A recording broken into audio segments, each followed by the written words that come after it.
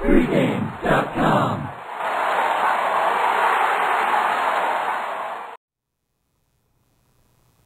Saturday, December 31st, college bowl action, Texas A&M and Northwestern. I'm Marco D'Angelo. I'm joined today, according to Johnny Detroit, the Fawns, but Brian Leonard's with us here. And Brian, you've got a free pick on this one. I'll let you take the lead. I actually disagree with you a little bit, so I'll play devil's advocate to you here and see if I can punch a couple holes in you. All right. Well, since you disagree with me, this probably should be my best bet of the year. But, I haven't had that camaraderie with VR that I do with him because, you know, I get free pizzas all the time for VR. Maybe we can work something out here. Yeah, I'm going to take the points with Northwestern here. Take a look at this Texas A&M team. They fired Mike Sherman. They were 3-8 as a favorite this year. They're not a very good favorite. I mean, they put up a lot of points, but they don't cover spreads. You take a look at the last 5 bowl games that Texas A&M has been. They've lost outright every single time. They failed to cover the number by 101.5 points. 20 points a game they're losing these bowl games against the spread. They're not a very good bowl team. They've got nothing to be excited for here. They've got a new coaching staff coming in. And we've talked in the past about the Big 12 teams in the bowls, 13-26 the last 5 years coming into this season. The Aggies 0-5 against the spread this season away from College Station. You take a look at Northwestern, 10-3 against the spread catching points the last 4 seasons. Northwestern is one of those teams you don't want to back when they're laying points, but when you're able to get points with Northwestern, you want to take them. And since Pat Fitzgerald's been at Northwestern, the team's a perfect 3-0 against the spread in bowl action. They've covered the spread. They haven't won any of these games. I think their biggest loss was 7 points. I say they win this game outright. I'm going to have them on the money line also. Well, that's a bold statement. Take a 10-point underdog on the money line.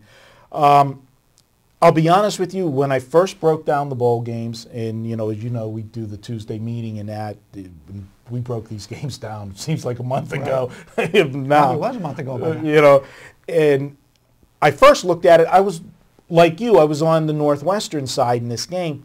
But the more I break it down, and I hear you all the stuff with the distractions that A&M's going to have, and those are all valid points, and I can't argue those at all. You win all of those.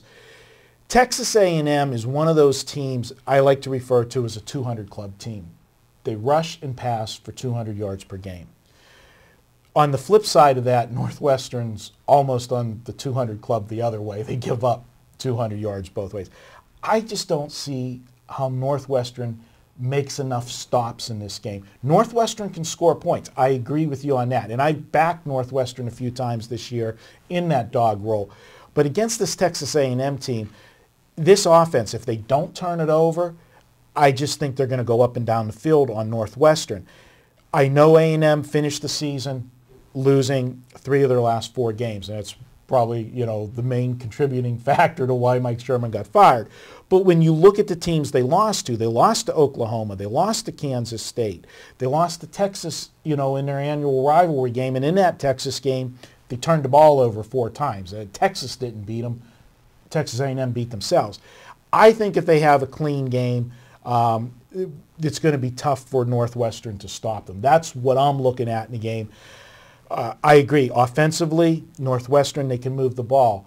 But maybe it's because I have a bitter taste in my mouth with Northwestern. The last game of the season, Northwestern played Michigan State, who was playing a game that had absolutely nothing to benefit in that game. They were going to the Big Ten championship game the next week. It wasn't going to better them either way, winning or losing. And I took Northwestern as, I thought, a live home underdog. And Michigan State just went up and down the field on them. And I know I don't want to, this is one of those things that I always preach. Don't handicap with just what you see. But that last game is just etched in my head. And then when I look at the statistics defensively, giving up as many yards as they do a game, that's where my problem is. But the stats definitely, Texas A&M has been a poor favorite. I can't argue that. Yeah, you made a lot of valid points. And the one thing I would say, Texas A&M's offense has looked really good against the Big 12. In the Big 12, other than maybe Kansas State, and Texas's defense wasn't too bad. In fact, they showed up yesterday against Cal. But most of this conference has been very weak defensively, and the Big 10 is more of a physical conference. I would say the Big 12 is more of a finesse conference. I don't want to lay double digits to a finesse team against a team that plays in a physical conference, even though I'd have to say if you were to look at Northwestern, they're more of a finesse team out of, out of the Big Ten. So we're getting the 10 points here. So I like Northwestern. And you made a lot of valid points. It's more of a play against Texas A&M than it is on Northwestern. Yeah. And the fact that I started out on one side and leaning to the other side generally means, unless I get a real good feel in the next few days, it's not a game that I'm going to be messing with. Right.